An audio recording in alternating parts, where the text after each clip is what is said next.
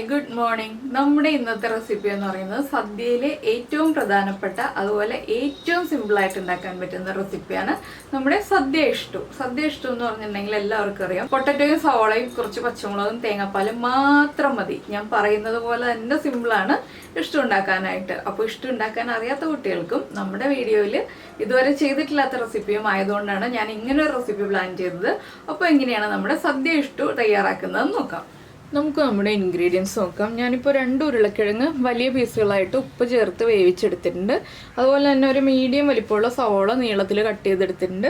ഒരു ചെറിയ പീസ് ഇഞ്ചി ചെറുതായിട്ട് കട്ട് ചെയ്തെടുത്തിട്ടുണ്ട്. 3 പച്ചമുളക് എടുത്തിട്ടുണ്ട്.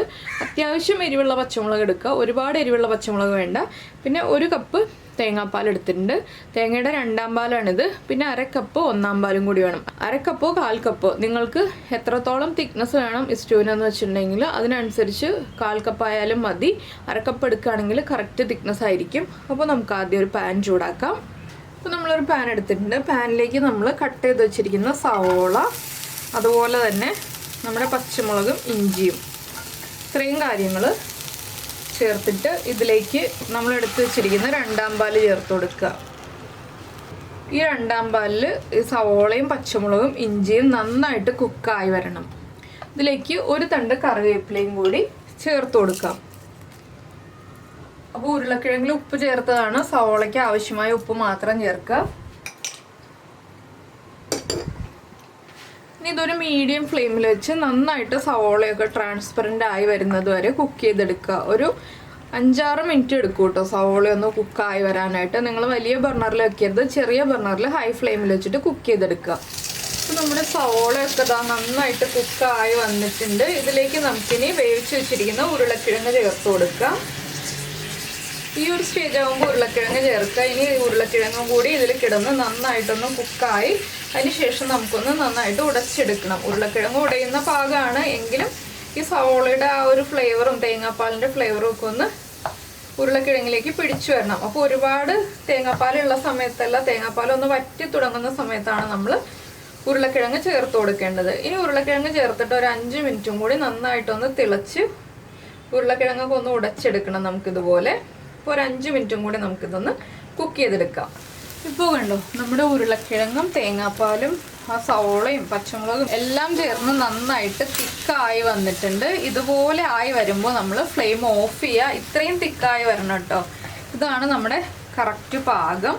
ഇനി നമ്മൾ ഫ്ലെയിം ഓഫ് ചെയ്ത് കഴിഞ്ഞിട്ട് ഉപ്പൊക്കെ ചെക്ക് ചെയ്യുക. ഉപ്പ് കുറവാണെങ്കിൽ ഉപ്പ് ആഡ് ചെയ്ത് കൊടുക്കുക. അതുപോലെ തന്നെ എരിവ് കൂടുതലാണെങ്കിൽ പച്ചമുളക് എടുത്ത് മാറ്റുക. എരിവ് കുറവാണെങ്കിൽ ഒരു പച്ചമുളക് സ്പ്ലിറ്റ് ചെയ്ത് ഇപ്പോഴാണെങ്കിലും ചേർത്ത് കൊടുക്കുക. പിന്നെ എരിവ് കൂടുതലാണെങ്കിൽ ചെയ്യാൻ പറ്റുന്ന ഒരു ടിപ്പും കൂടി ഉണ്ട്, ഒരു പിഞ്ച് പഞ്ചസാര ചേർക്കുക. ഇനി നമുക്ക് ഇതിലേക്ക് 1-2 കാര്യങ്ങളും കൂടി ചേർക്കാനുണ്ട്. ഫ്ലെയിം ഓഫ് ചെയ്തിട്ട് മാത്രം ചേർക്കുക. നമ്മുടെ തേങ്ങയുടെ 1ാം പാൽ നമ്മൾ എടുത്തു വെച്ചില്ലേ, അത് ചേർക്കുക കേട്ടോ. ഇത് കുറച്ച് ലൂസായി വരും, പക്ഷെ പൊട്ടറ്റോ അല്ലേ ഇരുന്ന് കുറുകൂട്ടോ. അതുകൊണ്ട് തന്നെ 1/2 കപ്പ് 1ാം പാൽ ചേർക്കുന്നത് കൊണ്ട് കുഴപ്പമില്ല. തിളയ്ക്കരുത്, അതുകൊണ്ടാണ് നമ്മൾ ഫ്ലെയിം ഓഫ് ചെയ്തിട്ട് തേങ്ങാപ്പാൽ ചേർക്കുന്നത്. അപ്പോൾ നിങ്ങൾ ഇഷ്ടു ഇങ്ങനെ ഉണ്ടാക്കിയിട്ടില്ലെങ്കിൽ ഉറപ്പായിട്ടും ഉണ്ടാക്കും കേട്ടോ. സദ്യയിൽ ഏറ്റവും എളുപ്പത്തിൽ ഉണ്ടാക്കാൻ പറ്റുന്ന കറി എന്ന് ഞാൻ പറഞ്ഞില്ലേ, ഇപ്പോൾ നിങ്ങൾക്ക് കണ്ടപ്പോഴും മനസ്സിലായല്ലോ. ഇനി നമുക്കത് ഒന്ന് ഇളക്കി മിക്സ് ചെയ്തതിന് ശേഷം കുറച്ച് കറിവേപ്പിലയും പച്ച വെളിച്ചെണ്ണയും ചേർത്തൊന്ന് മിക്സ് ചെയ്യണം. ഒരു 1.5 ടീസ്പൂൺ പച്ച വെളിച്ചെണ്ണയൊക്കെ ഒഴിച്ചാൽ മതി. ഇതൊന്ന് ചേർത്ത് മിക്സ് ചെയ്തതിന് ശേഷം നമുക്ക് അടച്ചു വയ്ക്കാം. സദ്യ വിളമ്പുന്ന സമയമാവുമ്പോൾ വിളമ്പേണ്ട കറികളാണ് ഇതൊക്കെ. നേരത്തെ നമ്മൾ ഉണ്ടാക്കി വെക്കേണ്ടതല്ല, സദ്യയുടെ അന്ന് രാവിലെ പ്രിപ്പയർ ചെയ്യേണ്ട കറികളാണ്. അപ്പോൾ എല്ലാവർക്കും ഈ റെസിപ്പി ഇഷ്ടമായി എന്ന് വിചാരിക്കുന്നു. ഇത്രയേ ഉള്ളൂ നമ്മുടെ ഇഷ്ടത്തിൻ്റെ പരിപാടി. അപ്പോൾ എല്ലാവരും ഉണ്ടാക്കി നോക്കുക കേട്ടോ. അപ്പോൾ സദ്യ ഇഷ്ടു കണ്ടല്ലോ, ഏറ്റവും സിമ്പിൾ അല്ലേ. സദ്യയിലെ ഏറ്റവും സിമ്പിൾ ആയിട്ടുള്ള റെസിപ്പികളാണ് ഓലൻ, ഇഷ്ടു, അങ്ങനെയുള്ള കറികളൊക്കെ. അപ്പോൾ നിങ്ങൾ ഇങ്ങനെയുള്ള കറികളും കൂടി നമ്മുടെ സദ്യയിൽ ഉൾപ്പെടുത്തിയാലേ നമ്മുടെ ഓണസദ്യ കംപ്ലീറ്റ് ആവുകയുള്ളൂ. അപ്പോൾ എന്തായാലും എല്ലാവരും ഇഷ്ടവും കൂടി ഉൾപ്പെടുത്തിയ സദ്യ ഉണ്ടാക്കുക കേട്ടോ. നമ്മുടെ ഒരുപാട് സദ്യ റെസിപ്പീസ് ഉണ്ട്.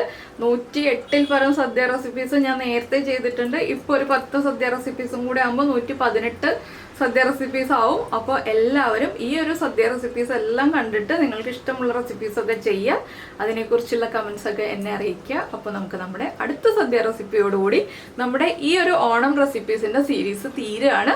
അപ്പോൾ നമുക്ക് അടുത്തൊരു റെസിപ്പിയും കൂടി കണ്ടിട്ട് നമ്മുടെ ഓണം റെസിപ്പീസിൻ്റെ സീരീസ് അവസാനിപ്പിക്കാം.